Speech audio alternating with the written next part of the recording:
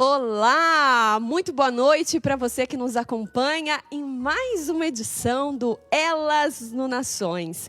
Muito obrigada pela sua companhia, muito obrigada a você que está com a gente desde a primeira edição, hoje é a terceira. E olha, o papo, como sempre, vai ser imperdível. Hoje a gente vai falar sobre o protagonismo, desafios da mulher preta. Ai, Graziela, mulher preta? Mulher preta. E a gente vai saber por que é mulher preta e não mulher negra, com uma convidada pra lá de especial.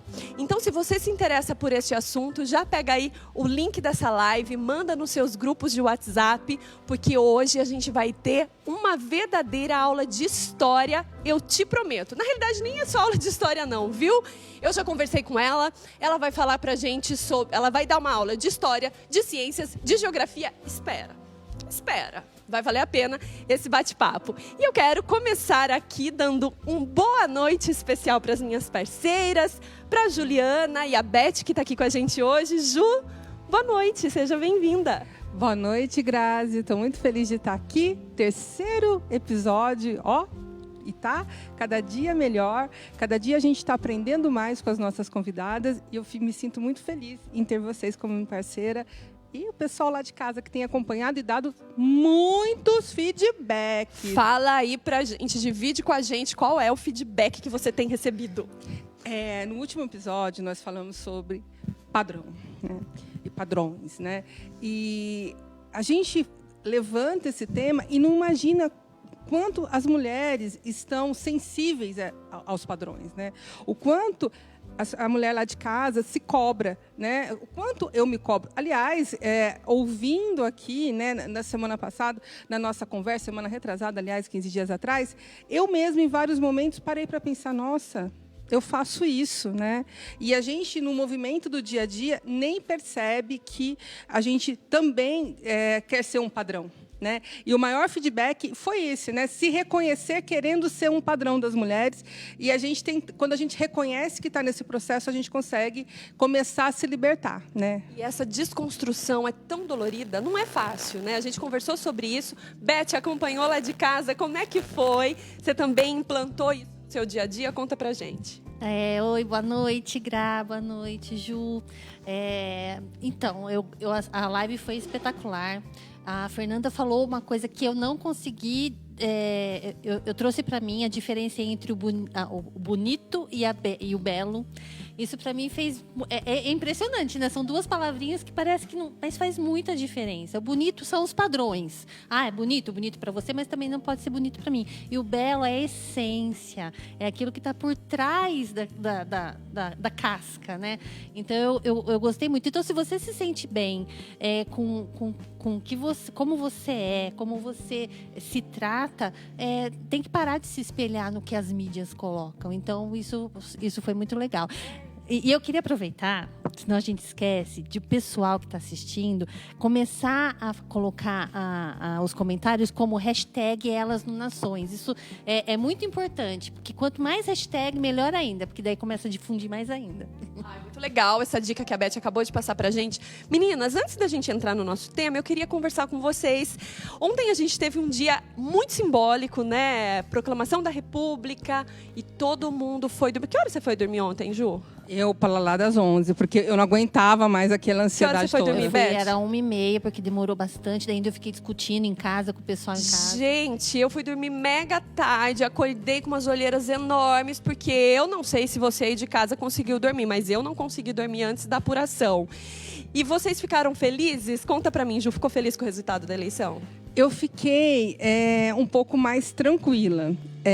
Mas eu fiquei triste porque a minha candidata, por pouquíssimos votos, não conseguiu acessar a Câmara. Mas, ao mesmo tempo, a gente conseguiu aumentar.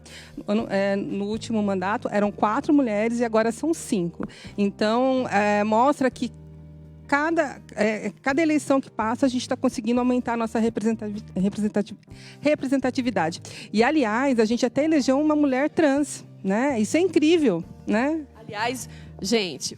Isabelle, um beijo pra você. Gente, Limeira fez história com a primeira trans eleita aqui na nossa cidade. Quem conhece o histórico da Isabelle sabe. Ela é maravilhosa. Acompanhe a Isabelle nas redes sociais, porque o histórico dela é brilhante.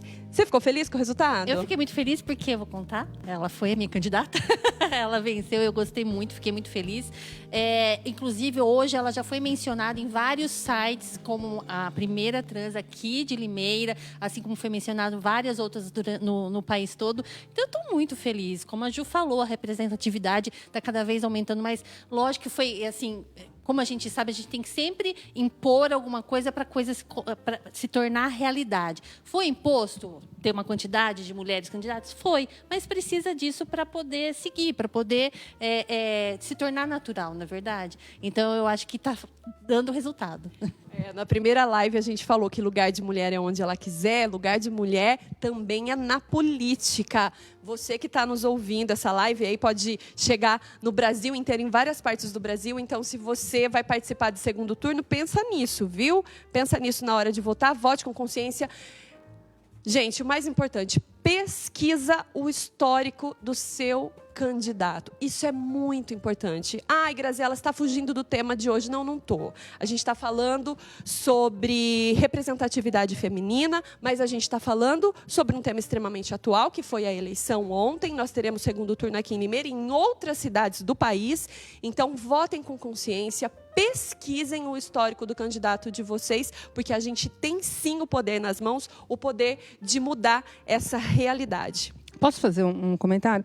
Nós temos tanto poder que aqui em Limeira todas as vices são mulheres. Uma coisa incrível, né? Nós vamos ter, de fato, mais mulheres no poder. Porque é o efeito, né? Um candidato colocou uma mulher, os outros se viram... tendo que, na obrigação, eu não sei se é essa palavra que eu deveria utilizar, na obrigação de ter mulheres também. Então, eu achei que essa eleição a gente teve muitas vitórias, né? E eu estou muito feliz. Por muito pouco a gente não teve uma candidata no segundo turno. Por muito pouco. Enfim, gente, isso é tema para um próximo programa, para um próximo episódio de Elas Nações. A gente está falando de mulheres empoderadas, a gente está falando de representatividade e essa mulher empoderada, que representa a mulherada preta, que vai estar com a gente hoje. Eu quero chamar aqui para estar junto com a gente, Renata Bright, seja bem-vinda. Prazer nada. Gente, sabe o que eu descobri? Que ela é minha amiga de infância. Vocês acreditam nisso? A gente fez uma live recentemente e eu descobri que a gente mora na mesma vila, que ela era amiga do meu irmão, que a gente frequentava a mesma igreja e depois a gente descobriu que a Ju também frequentava a mesma escola. Ou seja, Clube da Luluzinha aqui, ó. Seja bem-vinda, Renata. Obrigada. Boa noite, boa noite. Gratidão pelo convite. Muito feliz por estar aqui essa noite para falar um pouquinho sobre negritude, pretitude, representatividade, enfim, sobre a história do povo preto. Renata, para a gente é uma honra estar aqui. Como eu disse no começo do programa, eu vou falar programa o tempo inteiro, no começo dessa live, hoje a gente vai ter uma aula de história e hoje é o seu lugar de fala. Hoje a gente vai ficar quietinha, só fazendo perguntas para você nos esclarecer e ajudar, não só a nós, mas quem está nos acompanhando também, a desconstruir no nosso dia a dia.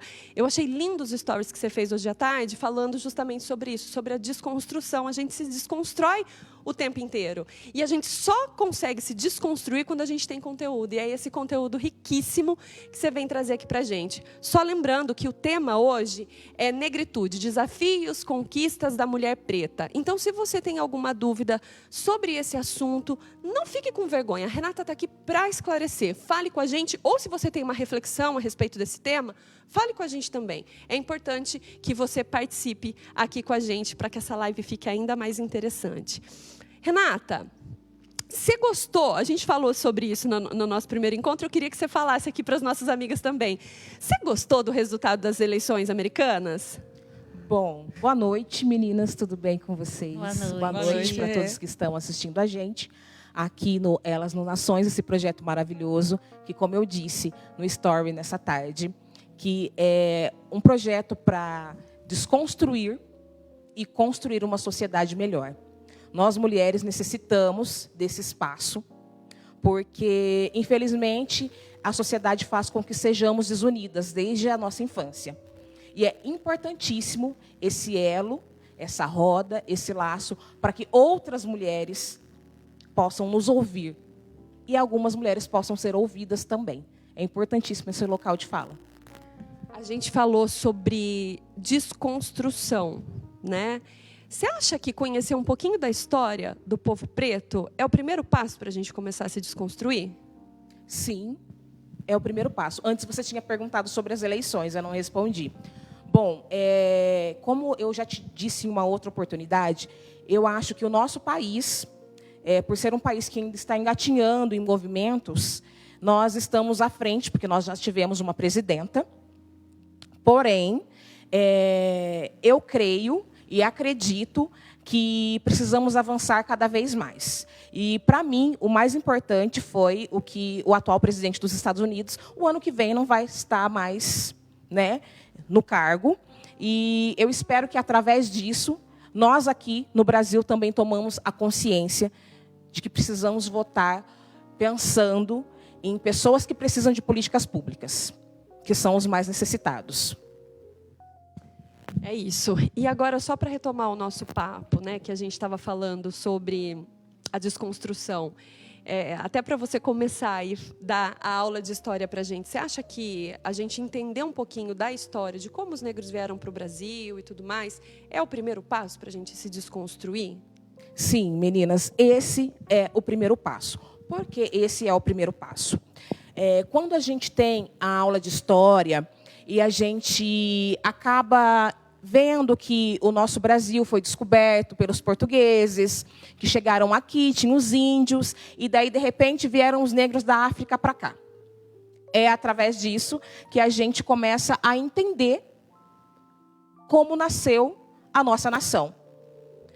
Mas houve pessoas que foram descriminalizadas, que foram os índios, que foram os negros que vieram no continente africano, mais de 5 milhões de africanos vieram para cá na condição de escravo, nesse tráfico negreiro do transatlântico. Mas, na escola, o que a gente vê? A gente vê que essas pessoas vieram e que, simplesmente, elas vieram porque elas quiseram. E não foi bem assim.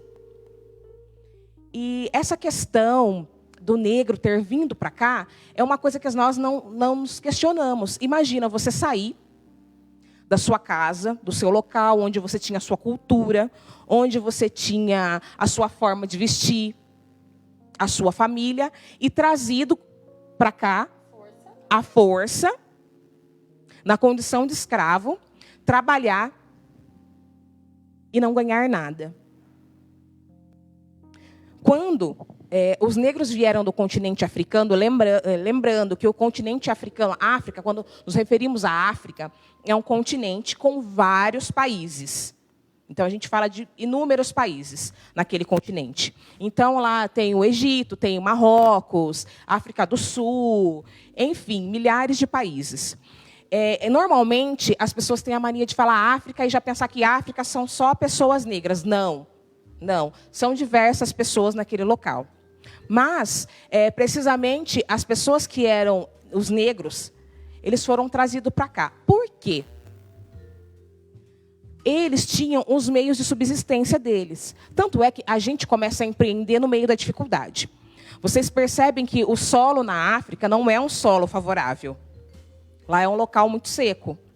Então, eles aprendiam a fazer mecanismos para poder irrigar as terras, para poder plantar. Tanto é que a cana-de-açúcar é vindo do continente africano. E foi a o primeiro meio, né, de agrícola aqui, no nosso país.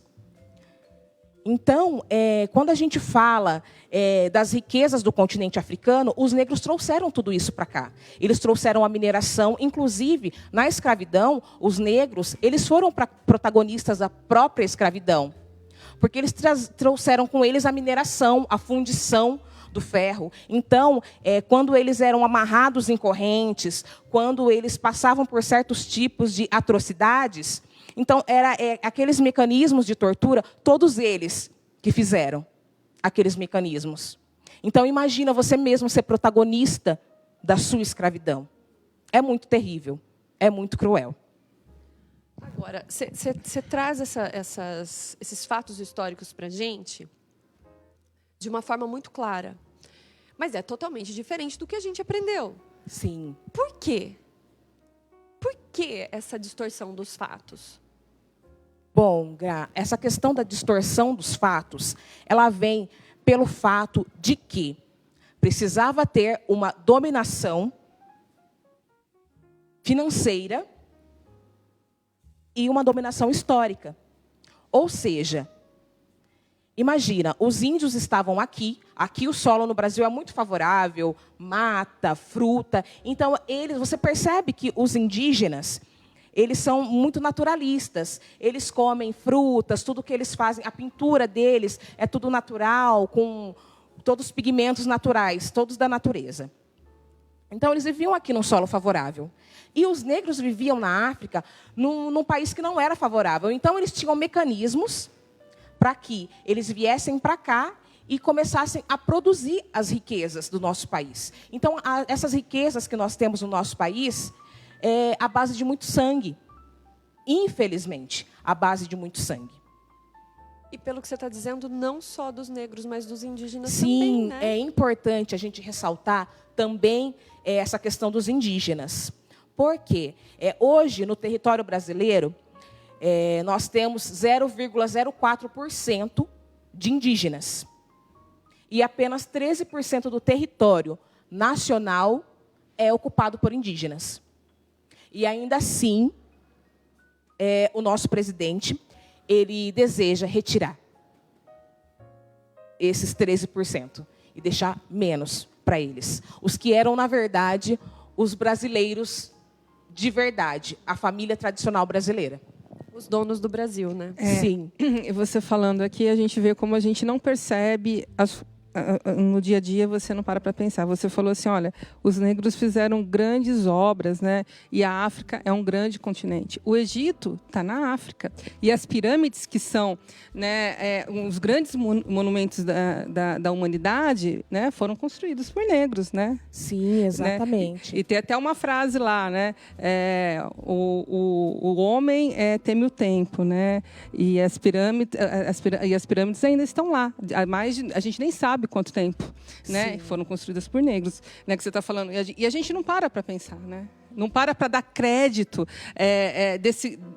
dessa grande... Eu nunca tinha parado para pensar que os negros vieram para cá e trouxeram com eles tecnologias. Eu nunca parei para pensar que o homem negro já era empreendedor na África, que lá já tinha uma diversidade e que eles se alimentavam e veio para cá, né? Se alimentar foi por questão de sobrevivência. Né? Justamente porque não tinha solo. Não tinha solo. Então, assim, é interessante e importante, né, para desconstruir e aprender a valorizar a nossa cultura, porque eu acho que dificilmente a gente tem brasileiros que não é miscigenado, né? A gente não tem a pele preta, mas a gente está na nossa cultura e faz parte da nossa história. E a gente tem que aprender a reconhecer essa história que veio para cá, né? E com grandiosidade, né? Sim, inclusive, quando a gente fala na escola quando a gente aprende na escola sobre negros, sobre a questão dos negros vir para cá, quando você é criança, você não quer ser identificado por um povo que foi fracassado. Não. Então, é por isso que é difícil para muitas pessoas entender o seu local de fala, se pôr como uma pessoa preta. É muito difícil, porque uma criança ela não quer ser identificada por um povo fracassado, por um povo que veio para cá e não deu em nada, que só serviu para produzir riqueza para outras pessoas. E até porque quando você é criança, você quer ter um modelo. Você não quer ter um modelo de alguém que apanha na visão da criança. E isso eles falavam. É curioso isso, né? Esses fatos distorcidos e a realidade. Quando você começa a falar que a gente tem a consciência disso, a gente fala, gente, é verdade. Por que a gente nunca pensou nisso antes? Faz todo sentido. E muitas pessoas esquecem também que eu fiz faculdade de História. E na faculdade de História, como a gente aprende, é muito mais aprofundado, a África é o berço da humanidade. é o berço da humanidade, é considerado, tudo surgiu de lá. Então, além de ter trazido novas comidas para o Brasil, além de ter trazido novas culturas, música, ritmo, toda essa animação, toda essa felicidade que o povo africano tem, eles também vieram, aquelas pessoas que vieram muitos reis, muitas rainhas, muitas princesas. Do mesmo jeito, imagina como você estava falando, você está trabalhando, você está saindo da tua casa para ir para o teu trabalho. De repente, você é capturado no meio da rua. E você é levado à força para um outro local. E você era, tipo, o prefeito da cidade. E você é subjugado em outro lugar. Você é humilhado. Você é tão capaz quanto aquele ser humano do lado. E o mais interessante é que isso se perpetua até hoje no Brasil. Todos os dias. Todos os dias. Sempre relembrar, sempre trazer à tona, né? É impressionante. Ô, Rê, eu assisti a sua live antes de vir para cá e você contou lá uma história que eu acho super legal, que é a história da melanina. É assim o nome? É difícil para mim pronunciar. Melanina. E eu acho legal você falar isso, né, para as pessoas entenderem. A Beth lembrou dessa coisa da humanidade que começou na África, né? E entender essa questão da melanina. Traz para a gente, que eu achei tão legal a sua fala. Sim, claro. Bom, a melanina, ela é um pigmento, né, que é responsável, um pigmento biológico, que ele é responsável pela cor da nossa pele, pela cor dos nossos olhos, pela cor dos nossos pelos e cabelos. E, além disso, a melanina também ela é responsável para nos proteger dos raios solares. Sendo assim, algumas pessoas, elas têm um pouco a mais dessa composição de melanina. Então, eu me pergunto muitas das vezes, por que o racismo? O racismo existe porque eu tenho mais melanina do que você, do que você, do que você? Qual o motivo, qual o exato motivo de existir o racismo? Sim, a base disso é um absurdo, Beth, realmente. É um absurdo. Uma pessoa que eu não sei quem, decidiu que ela era uma pessoa superior do que alguém que tem mais melanina, mas que tinha milhares de mecanismos que a gente usa hoje. Inclusive, muitas pessoas falam, a história diz que a matemática veio da Grécia, mas a matemática também veio da África. Então, como desconstruir isso? Como fazer isso? Né? Existem leis para que tenham nas escolas o ensino, né, do povo afro, de afrodescendentes, do pessoal vindo da África. Porém, é muito difícil a gente ver isso nas escolas, porque alguns professores não são interessados, infelizmente. Algumas pessoas não querem falar sobre esse assunto, porque acham que isso é um tabu e que isso não vai mudar. Ou que é mimimi. Exatamente. Gra, quando uma pessoa fala que o racismo é mimimi, eu acredito que existe um lugar de privilégio. E quando ela percebe que outras pessoas de uma outra etnia, pessoas que têm um pouco mais de melanina, começam a chegar em outro patamar, que não é o patamar de subalternidade, elas se incomodam. E elas não têm argumento para debater o racismo. Aí elas dizem que é mimimi. Aí é a partir do momento que as pessoas tentam silenciar. Ô Rê, a gente te vê assim, toda empoderada, ativista do movimento negro. Como é que foi a sua desconstrução? Porque não é desde criança que você tem essa visão. Você também aprendeu a história de uma forma errada como todas nós. Em que momento que deu o start na sua vida que você falou, epá, peraí, tem alguma coisa errada, vou estudar outros historiadores? Bom, tudo começou muito cedo na escola, aos 10 anos de idade. Nós fomos numa excursão numa fazenda aqui da cidade. E chegando lá, tinha senzala, a gente visitou vários locais. E quando eu cheguei naquele local, eu comecei a me deparar com aqueles mecanismos de tortura. Então, quando eu olhei aquilo, eu comecei a me sentir muito mal e comecei a me questionar. E foi a minha vida inteira me questionando. Que tipo de questionamento? Por que os negros tinham que viver dessa forma? Por que após a abolição da escravatura, que foi uma coisa muito mal feita, os negros foram jogados às traças, sem emprego, sem capacitação, sem moradia, sem renda nenhuma. E os europeus trouxeram imigrantes para cá, dando terrenos para eles, dando pedaços de terra, e deu a condição de trabalhadores, recebendo pouco, sim, mas recebendo e sem levar nenhuma chibatada. Muitas vezes, quando eu falo sobre a questão do racismo, muitas pessoas falam, mas e os italianos que vieram para cá? Sim, os italianos vieram.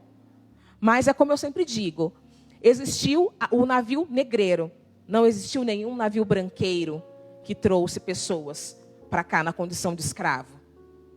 Eu fico imaginando o cenário do navio negreiro, onde tinham mulheres, crianças, homens, onde mulheres eram estupradas. Imagina que situação difícil. Você sair da sua cultura, da onde você mora, da onde você convive, sem saber o que vai acontecer com você e com a sua família. E teve uma época que foi, lógico, o Brasil foi um dos últimos países a ter a abolição da escravatura. E era proibido fazer o tráfico. E tinham navios, não sei se... Acredito que muitas pessoas não saibam disso, que não colocam isso na escola, que tinham navios que tinham fundo, que se chegasse os oficiais para revistar, eles abriam o fundo do navio e todo mundo morria afogado. Então, assim, é muito trágico. Isso não acontecia realmente, como você falou, com os imigrantes. Era uma situação, eram vários imigrantes, mas ninguém passava o que os africanos passaram, do jeito que vieram. Sim. Rê, pode continuar para terminar sua linha de raciocínio. Pode falar, Ju. É que eu achei interessante o que ela falou, que a principal questão que eu parei para pensar aqui, que a gente fica refletindo, os italianos, quando vieram para cá, eles vieram porque quiseram. Né? Chegaram, mas era uma opção. Né? Não foi oferecida essa opção aos negros. Né? Nenhuma opção. Então, além disso, quando os navios negreiros chegavam, se esses negros pegassem alguma doença nesse navio negreiro, ele era jogado ali às traças mesmo, ali no porto e assim por diante. Como se diz, alguns segue o baile. Inclusive, é algo que deve ser inserido na nossa sociedade, né? Esse tipo de tema, não só no mês de novembro, que a gente está hoje na Consciência Negra, mas todos os dias, né? Pessoas não negras reflitam sobre isso. É importante falar sobre o racismo, para que nossos filhos tenham uma consciência de que todos nós somos iguais. É lógico que na Constituição brasileira, né, todos nós somos iguais perante a lei, mas isso não é verdade. Tanto é que, voltando a falar da abolição da escravatura, os negros foram jogados às traças, sem condições nenhuma de vida. Além disso, também existia a lei da vadiagem, onde se alguém fosse pego na rua sem trabalho e sem provar a sua forma de renda, ele era preso. Então, naquela época, quem não tinha renda, quem não tinha onde morar? Os pretos. Então, é algo bem complicado. É algo bem complicado porque as pessoas, elas acreditam que quando se fala de racismo é porque você está se vitimizando. Não estamos nos vitimizando. São pessoas que têm uma vida social, a gente vê até por estatísticas, que a maioria das pessoas pretas são a maioria no cárcere privado, são a maioria das pessoas de baixa renda do nosso país. E das mulheres estupradas também. Exatamente. Então, quando a gente fala de feminicídio, as mulheres pretas são aí as pioneiras, infelizmente. Agora, Rê, só recapitulando a sua história, daí você foi fazer a visita lá à fazenda e começou a se indagar em que momentos que você se tornou ativista, que você falou, opa, peraí, eu preciso começar a fazer o que eu estou fazendo agora. A falar, a explicar para as pessoas, a catequizar a família, os amigos. Como é que foi isso? Como é que tem sido isso, na realidade? Porque é um processo, né? Hoje, a minha pessoa tem sido mais evidente, né, em redes sociais. Mas eu sempre fiz isso em sala de aula. Eu fiz sempre isso com os meus amigos. Às vezes a gente estava em aula, a gente sentava na quadra, e a gente sentava, e a gente conversava, e a gente debatia, porque eu sempre fui uma pessoa que tive grande facilidade de diálogo. Então, eu sempre questionei as pessoas sobre isso. Sempre questionei as pessoas sobre isso. E os meus amigos, as pessoas que estavam comigo, sempre teve esse tipo de consciência. Então, sempre quando eles falavam alguma coisa, eu sempre corrigia, eu sempre falava, olha, isso não é legal, isso não é bom. Eu estou pensando aqui, né? Porque no dia a dia, eu vi você falando na live com a Grazi e eu fiquei chocada. Eu juro que eu fiquei chocada. A palavra era denegrir. Eu falei assim, gente, mas... Eu falo isso o tempo todo. A gente fala isso o tempo todo. E eu nunca parei para pensar, e aí talvez seja falta de conhecimento, né, da origem das palavras, né, que denegrir era uma palavra que poderia... na verdade, poderia não. Agora a gente aprendeu que é uma palavra racista. E aí eu acho legal, Rê, a gente falar quais são os termos que a gente usa no dia a dia, mas que, aos poucos, a gente está aprendendo, por exemplo, denegrir, eu já não vou mais usar, né? Até procurei outra palavra para usar no lugar, porque né, é um trabalho. Mas quais são outros termos que nós usamos toda hora e não deveria, porque são termos racistas? Bom, Ju, são milhares de termos que a gente usa, vários. Eu sempre falo que eu, como mulher preta, também estou me desconstruindo. Eu não sou a dona da razão absoluta que sei de tudo. Né? É importante dizer isso, é importante cada um de nós nos desconstruir, porque é um processo que a gente vai fazendo a cada dia. Eu vou dar exemplos de coisas que nós falamos. Tá? 60% das palavras que nós falamos são racistas. Por exemplo, lista negra se refere a coisa ruim. Peste negra, fome negra, enfim. E quando a gente fala, eu vou comer aquele feijão negro. Não, sabe aquele feijãozinho delicioso da feijoada? Aquele feijão preto. Aquele café preto. Como você disse, Grazi, aquele vestidinho preto, pretinho básico.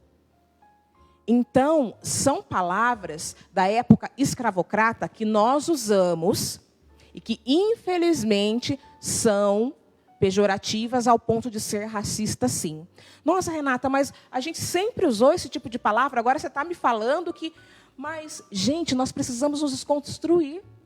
A gente precisa disso, a gente precisa desse processo.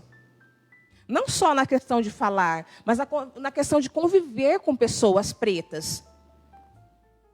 Eu tenho certeza que quase 100% da população, não só da nossa cidade, mas do Brasil, estava andando na rua e viu um jovem preto passando, escondeu seu celular, escondeu a sua bolsa, achando que ele ia assaltar.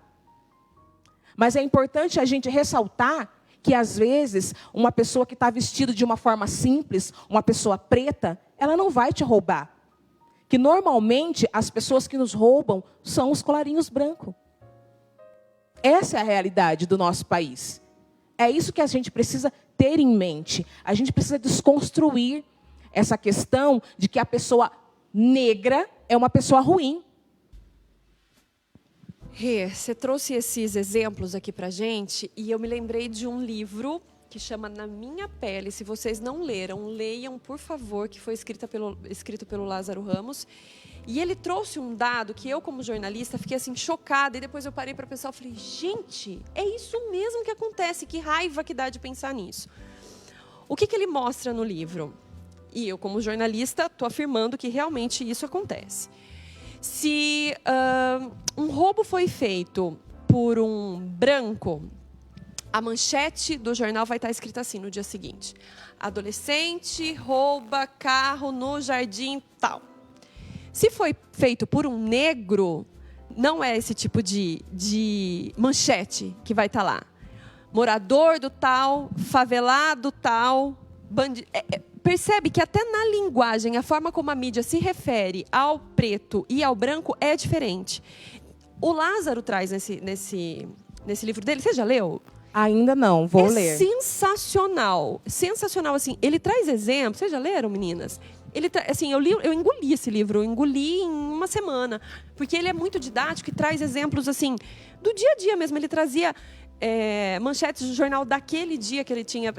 Do dia que ele estava escrevendo o livro. Coisas que aconteciam com ele no dia a dia. Ele, assim como você... também teve uma família que acreditava nele, mas ele tinha consciência de que a maior parte das pessoas, principalmente da população preta, não é desse jeito. Às vezes nem pai e mãe têm dentro de casa, né? Foi o que a gente estava falando de privilégios. Sim. Então, as pessoas que já têm essa noção, de fato, têm uma missão, no meu ponto de vista, que é fazer o que você está fazendo. É muito legal ouvir você falar que você é aberta ao diálogo, porque nós, feministas, a gente sabe que com porrada a gente não consegue nada. A gente precisa estar aberto ao diálogo o tempo todo, porque, de fato, as pessoas estão se desconstruindo e a gente só se desconstrói com conteúdo. Eu tenho certeza que as pessoas que estão assistindo essa live aqui hoje vai parar para pensar e falar, nossa, é verdade isso, como aconteceu com a Ju. Nossa, denegrir, eu falo essa palavra o tempo todo. E assim, a gente está falando de pessoas adultas que somos nós, a desconstrução nossa e tal. E mãe? E criança? Qual o tipo de cuidado que a mãe tem que ter com as crianças dentro de casa para que elas cresçam empoderadas? Para que elas não cresçam como a maioria da sua geração cresceu, sentindo vergonha ou não colocando lá no censo que eu sou negra. Como é que a gente faz isso? Grazi, eu posso complementar a sua pergunta? E mais uma questão. A Grazi falou de estatística e a gente sabe que quando tem uma abordagem, o negro é mais abordado pela polícia. E aí um dia eu vi no programa, não lembro onde, que algumas mães pediam para os filhos não carregarem guarda-chuva, se portarem de maneira discreta em alguns ambientes, né? Porque se acontecer alguma coisa ali, vão apontar como culpado sendo negro. Falando já disso, você tem filhos, Regis? Eu tenho 3 filhos. Tenho 3. Eu tenho o Ícaro, de 15 anos, a Ana e o Felipe, de 7 anos, que são gêmeos. Gêmeos. Mas e aí, com o Ícaro, por exemplo, que é um menino e tá suscetível a isso, complementando a pergunta, você tem que também falar sobre isso? Você fala sobre isso? Muito, muito. Por quê? Corta o coração pensando. Eu tive o Ícaro muito jovem, com 17 anos. O Ícaro, ele é um negro retinto. O negro retinto é um negro de pele escura. E é uma pessoa maravilhosa, não é porque é meu filho, mas é um menino totalmente desconstruído, não só na questão de gênero, questão de raça, questão de classe social. A gente conversa muito, porque eu não tive esse diálogo. Então, é lógico que quando a gente é mãe, quando a gente é pai, a gente traz resquícios da criação que os nossos pais deram. Na hora que a gente vê, a gente está falando uma coisa para o nosso filho, fala, gente, meu pai falava isso para mim. Não acredito que eu estou falando isso para a criança. Muitas vezes acontece isso. Muitas vezes. A gente fala, opa, peraí, vamos maneirar. Mas, enfim, eu preciso dizer para o Ícaro, anda com o seu RG. Ícaro, por favor, ande com pessoas que tenham boa índole, porque, infelizmente, se for parado pela polícia e seus amigos forem todos brancos, infelizmente, você vai ser abordado. O meu filho, o Ícaro, estuda na Irmã Maria. E ele já foi abordado pela polícia, indo embora para casa. Infelizmente. Ele chegou em casa desesperado, nunca tinha acontecido isso com ele. Ele é um menino muito tranquilo. Ele faz várias atividades recreativas, ele joga futebol, ele faz patrulheiro, ele é um menino super ativo. Mas ele ficou assim totalmente chocado com aquilo. Ele chegou e chorou. Porque ele nunca imaginou que ele passaria por isso. Por estar vindo da escola ouvindo um fone, com a mochila da escola. Agora, a Ana e o Felipe, eles são gêmeos, mas eles são diferentes. A Anne, ela tem a pele branca, ela tem os olhos verdes, o Felipe tem a pele morena e o cabelo cacheado bem preto. E a Anne e o Felipe, eu converso muito com eles sobre isso. E eles se classificam como negros também. Porque eles falam, se a mamãe é negra, eu também sou. Apesar do pai deles ter a pele clara. Né? E eu falo muito com eles sobre isso. Assisto vídeo com eles sobre isso. Inclusive, eu quero indicar para vocês que vocês assistam um documentário no YouTube, O Menino 23. É muito interessante. Por favor, anotem. O Menino 23 é interessantíssimo. Ô, Rê, olha ali para aquela câmera. Vamos falar de novo. Pessoal, por favor, respira. Vai lá, pega o lápis, pega o celular. Não, não pega o celular, senão você vai parar de assistir a gente. Não, não pega. Então, pega um lápis aí, que a Renata vai repetir de novo qual é o documentário que todos nós temos que assistir. Vai ser lição de casa, hein? O Menino 23. Vocês encontram no YouTube. É um documentário maravilhoso, porém muito triste. Conta a história de um professor. É tudo real, tá, gente? Aconteceu isso aqui no Brasil. Um professor, historiador, ele estava contando sobre a suástica, falando ali sobre aquele símbolo do nazismo.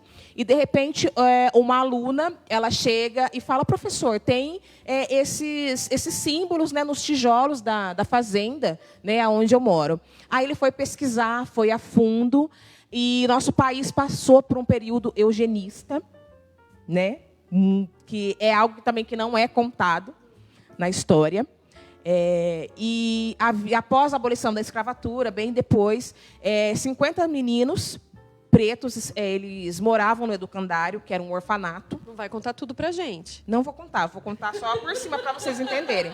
Eu vou chegar em casa e já vou assistir. Esses meninos, eles moravam nesse educandário e uma família uma família foi lá e adotou esses 50 meninos para viverem na condição de escravos.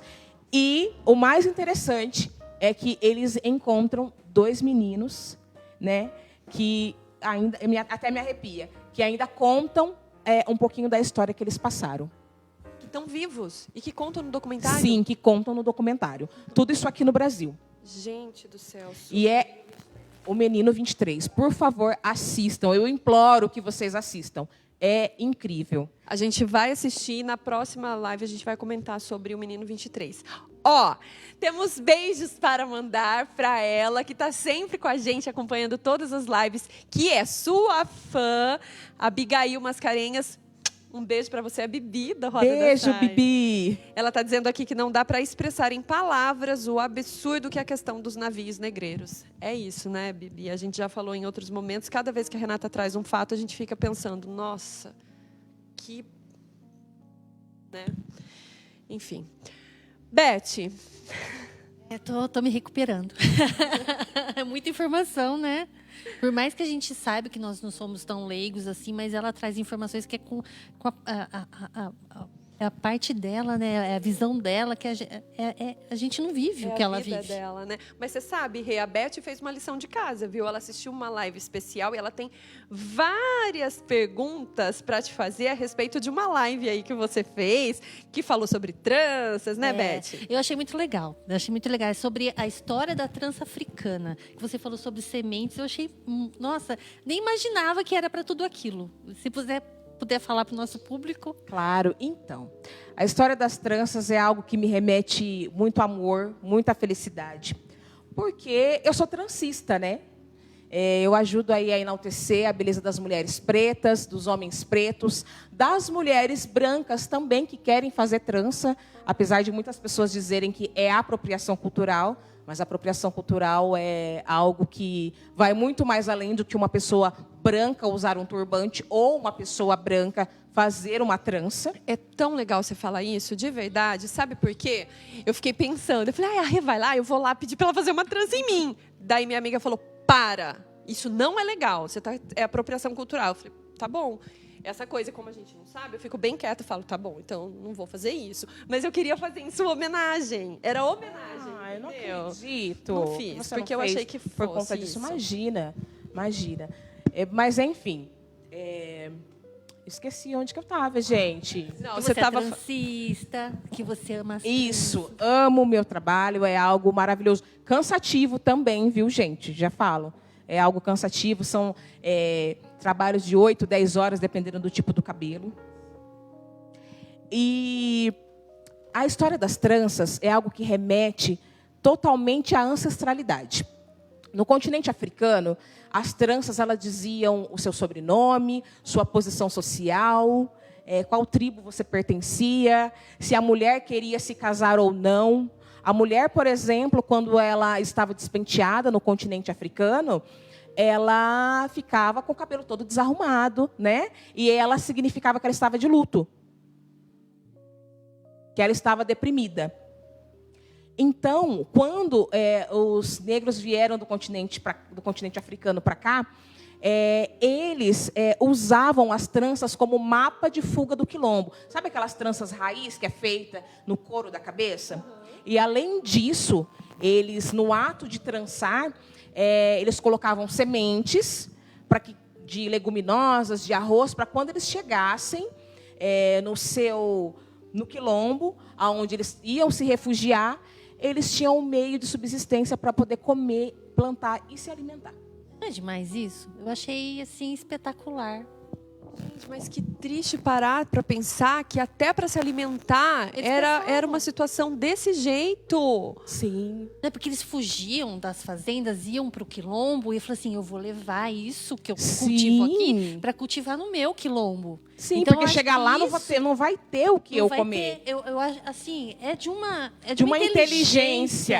É de uma inteligência, mas de uma tristeza que, assim, quando eu estou ouvindo, assim, mas da pessoa ter que se sujeitar, né, a colocar, né, eu tô ouvindo aqui com muita atenção, fazendo, né, fico me imaginando, né, imagina assim, você tem que fazer uma trança e colocar, nossa, é triste. E assim, a gente vê que quando os negros vêm da África, eles trazem consigo a sua inteligência, o seu meio de subsistência. Que foi essa inteligência, esse meio de subsistência que gerou a riqueza do nosso país. O Rê, não tem ligação com o que você está falando, mas conforme você foi falando, aí vieram algumas coisas aqui na minha cabeça que eu queria muito que você falasse, que foi uma das coisas que mais... Foi o que mais me marcou na nossa conversa. Olha só, meninas, eu não sei se vocês assistiram essa parte, se fez sentido para vocês. A gente sempre escuta falar, porque a mulher negra é sedutora, a mulher negra, mulher negra, mulher negra. Eu queria que você falasse essa coisa da sedução da mulher preta, lá atrás, na época da escravidão, como é que começou? A história da roupa, porque se ela estava passando nua, não tinha roupa, estava só com trapo, é natural que a pessoa que estava ali sentisse atração por aquela mulher. Explica toda essa história para a gente, por favor. Bom, as mulheres que vieram de Portugal para cá, que vieram da Europa, elas usavam, né, muita roupa, né? Aquele corselê, aquela coisa apertada, aquela saia com aquele arco, enfim. Inclusive, o estupro, né, que existia naquela época entre as mulheres, o homem branco, as mulheres pretas e as mulheres indígenas, foi o que gerou essa miscigenação do nosso país. É como eu disse naquela outra oportunidade, que ninguém aqui chegou chavecando as índias e muito menos as mulheres pretas. Né? Isso é muito cruel. Muito cruel. Essa miscigenação é gerada, sim, de um estupro. Isso é doloroso a gente falar. Mas, enfim. E, naquela época, as mulheres pretas, como você mesmo disse agora, usavam trapos. Né? As indígenas, sem roupa. Então, infelizmente, esse instinto animal e machista que as pessoas acham que é natural do homem e não é, a gente precisa tirar isso da nossa mente, a gente precisa desconstruir isso, né, da vida da gente. Isso fazia com que os homens estuprassem as mulheres e olhassem para elas como se elas fossem da cor do pecado. Esse termo até hoje, da cor do pecado. Sim, da cor do pecado. Por quê? Aquelas mulheres tinham curvas, diferente das mulheres europeias. Então, naquela época, as mulheres europeias, elas sabiam, né, que esses homens, eles cometiam esses estupros. E aí elas diziam, não sou suas negas, que é outro termo que, infelizmente, a gente usa. A gente fica chocado quando escuta uma coisa dessa, porque, de fato, a gente nunca imaginou que essa miscigenação é fruto de estupro. Vocês pararam já para pensar nisso, gente? Então, não, para pensar a primeira vez, mas é tão lógico, como que a gente nunca percebeu isso? Não é? Como que a gente nunca trouxe isso à tona? É tudo, realmente. Sim. Eu ouvi isso na live que você fez com a Grazi, e eu nunca tinha parado para pensar e fiquei... Eu fiquei muito triste. Na verdade, a gente fica triste, mas a gente tem que reconhecer que isso aconteceu para a gente poder mudar e nem usar esses termos mais. A nossa história, ela precisa ser desvendada, né? Eu acho que é esse o termo, né? Ela precisa ser aos poucos desvendada. Rê, deixa eu fazer uma pergunta para você, rapidinho, que eu acho que a gente está acabando. Você fala mulher preta, mas a gente ouve... hoje eu sei, porque eu já ouvi a outra live, aprendi, mas é uma dúvida constante. Mulher preta ou mulher negra? Como você gosta que eu me refira a você? Bom, Ju, na verdade, eu não tenho preferência se a pessoa me chama de mulher preta ou mulher negra. A minha preferência, na verdade, é que a pessoa seja antirracista. Não basta apenas ela me chamar de preta ou de negra. Ela precisa ser uma pessoa que ajude a combater o racismo, falando com outras pessoas, pessoas não negras, falando com pessoas não negras sobre o racismo, sobre termos que se usam, porque nós estamos aí numa era onde o racismo está sendo mais difundido, está sendo falado, porque hoje a população preta, a população negra, ela tem a condição de comprar um celular e filmar aquilo que acontece com eles. E sempre existiu. Sempre. A gente estava falando mais cedo, né? De você avisar o seu filho, de levar o RG e tudo mais. Gente, olha esse caso mais recente que aconteceu no Rio de Janeiro, que o menino foi comprar um celular e apanhou pra caramba da polícia até explicar tudo. Gente... é desumano. E é isso, acontece o tempo inteiro. Eu acho que, assim, o que fica de lição para todos nós, principalmente para não pretos, como é o termo que a Rê usou aqui, acima de tudo, o exercício de empatia. Independente da cor da pele. O exercício de empatia. Se colocar no lugar do outro. Eu gostaria que estivesse fazendo comigo o que eu estou fazendo? Eu gostaria que me olhassem torto só pelo fato de, sei lá, eu não estar bem vestida... Perdão, ou eu ter uma cor diferente? Eu gostaria que isso acontecesse. Eu acho que esse é o maior aprendizado em tudo nessa vida, principalmente com questão de preconceito.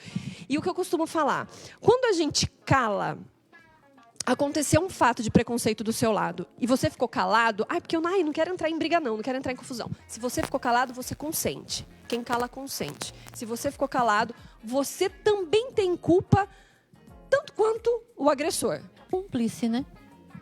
Torna um cúmplice. Sim, não basta não ser racista, tem que ser antirracista. Não adianta só dizer, mas eu também tenho amigos negros. Mas que tipo de palavras você reproduz? Que tipo de piadas você reproduz? Se você é empresário, você contrata pessoas pretas? Ou será que quando chega uma pessoa preta para fazer uma entrevista, você... já olha e subjuga e fala que aquela pessoa não tem capacidade? É algo a se pensar também. Você convive com pessoas pretas? Quantas mulheres pretas, quantos homens pretos, quantas crianças pretas são amigos dos seus filhos? É algo a se pensar. Por quê? Sendo que a maioria da população brasileira, 57%, é composta de pretos, pardos, indígenas. Se a gente está falando no geral, nós nem entramos no assunto do feminismo voltado à mulher preta. É tanta coisa que a gente precisa aprender, que se a gente fosse falar sobre isso, a gente ia ficar, mais tempo aqui. Porque o que a gente percebe é que se nós já sofremos preconceito pelo fato de sermos mulheres, com a mulher preta, isso é infinitamente pior. Sim, porque é o machismo e o racismo que a gente precisa enfrentar. É bem doloroso, porque, na verdade, o feminismo ele foi difundido por mulheres brancas letradas. E essas mesmas mulheres brancas letradas saíam das suas casas para trabalhar e estudar, e as mulheres pretas ficavam cuidando dos seus filhos. mas elas não tinham essa visibilidade de olhar para o feminismo, esses recortes, né, as intersecções. Elas não olhavam para isso. Elas olhavam simplesmente para elas. Algumas pensavam, poxa, mas eu vou dar o meu local de fala para uma mulher preta, lavadeira, doméstica? Então, infelizmente, isso acontece com algumas mulheres no dia de hoje. Muitas mulheres. Gra, eu não vou citar nomes aqui, mas em 2015 eu entrei em contato com uma pessoa aqui da cidade. E chegou no novembro, eu falei, por que você não faz? Chamei ali no Facebook, por que você não faz uma matéria sobre o preconceito e sobre as mulheres negras? A pessoa me respondeu de uma forma que eu fiquei horrorizada. Ou seja, a gente vive numa cidade conservadora. Nossa cidade é uma cidade conservadora, uma cidade machista, uma cidade racista, preconceituosa em relação a gêneros, a recortes sociais. E as pessoas não querem saber de falar disso. Muitas pessoas têm medo de falar sobre o racismo, sobre o preconceito social e racial. Querem se indispor. Exatamente. Então, existe até uma frase da Eli Odara Teodoro, que diz: se os muros do racismo me impedem de avançar, eu os derrubo com a minha consciência negra. Gente, que frase linda. Com essa frase que a gente vai entrando aí nos minutos finais da nossa conversa. Passou rápido. Nunca a gente consegue fazer nem 50% das perguntas que a gente coloca para fazer, porque, de fato, os conteúdos são riquíssimos. E hoje, em especial, foi o que eu falei logo no começo, a gente teve uma verdadeira aula e o lugar de fala é dela. A gente só vai se desconstruir quando, de fato, a gente tiver conteúdo. Boa noite, Ju. Suas considerações finais. A gente teve uma aula, eu acho que a gente tem um trabalho a ser feito, né? A gente precisa aprender a desconstruir. A palavra é desconstruir. E são uma vida, né? Na verdade, muitas gerações de aprendizados que não são corretos. Então, a gente tem que aprender a derrubar cada um, como bem no final da sua frase, cada um desses tijolinhos, né, para que a gente consiga construir uma nação igualitária, né, que é o que todo mundo espera. Ai, Renata, foi ótimo ter te conhecido. Eu entrei no seu canal também do YouTube. Eu vi que sua filha postou um vídeo lá também, muito fofinha. Ela postou. Ela postou. E assim, eu adorei tudo que você trouxe. Eu amo história. Infelizmente, é uma história muito triste, mas eu acho que todo mundo precisa saber, todo mundo precisa ter ciência. E eu tenho um mimo para você, que é a diretora do Shopping Nações. Ela pediu para entregar para você. Obrigada. Aqui do Elas do Nações. Muito obrigada. Posso abrir? Por favor. Gente, eu amo chácara. É linda, né? Isso. Muito obrigada, viu? Acho que a gente devia até fazer uma live 2. Porque ficou um monte de perguntas para trás. Eu tenho muita coisa para perguntar para você. Muita coisa, né, gente? É muita coisa para falar. Mas muito obrigada. Imagina, eu que agradeço. E as suas considerações finais? Bom, gostaria de agradecer a todas vocês por esse local de fala, que é muito importante, muito necessário. Vidas negras importam, todas as vidas importam. E vamos nos desconstruir para a gente fazer uma sociedade melhor, construir uma sociedade melhor, fazer com que os nossos filhos sejam seres humanos melhor do que nós. Sempre. É isso, gente. Fica aí toda essa lição que nós aprendemos hoje. A gente já tem uma lição de casa, que é o documentário O Menino 23. Não esqueçam, O Menino 23. Não se esqueçam, então, de já desligar aqui com a gente, já correr para o YouTube e assistir o Menino 23. Obrigada pela sua companhia.